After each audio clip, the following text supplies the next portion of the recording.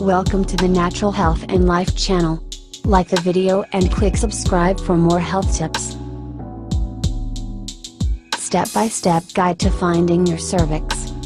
The position and texture of your cervix change during your menstrual cycle.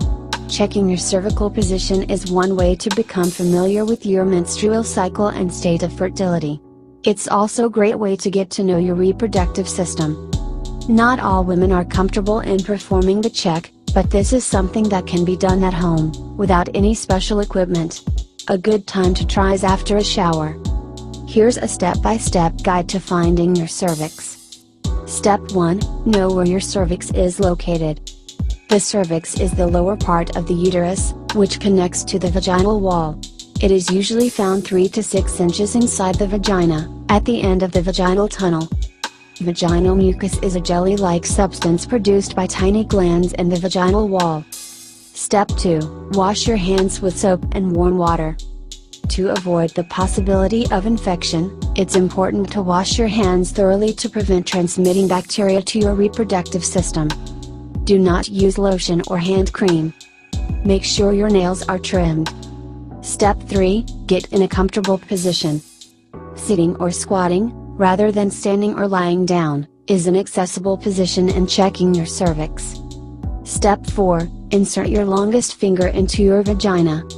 Gently guide your longest finger into your vagina up to at least your middle knuckle or even further.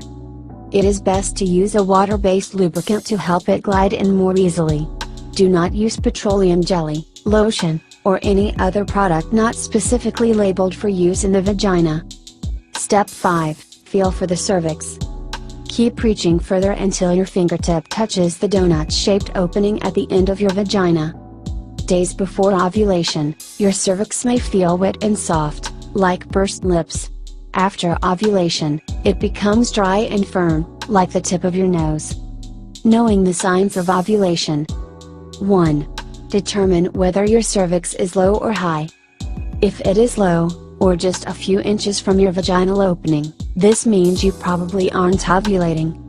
If your cervix is high, or difficult to reach, then you may be ovulating. 2. Determine whether your cervix is firm or soft.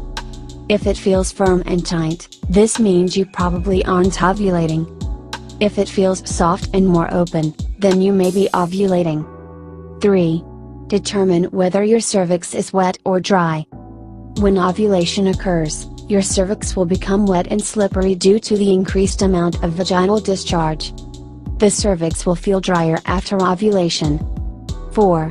Use other methods to verify whether you're ovulating. In addition to feeling your cervix, try to observe changes in your cervical fluids and record your basal temperature. It's an effective way to determine whether or not you are fertile.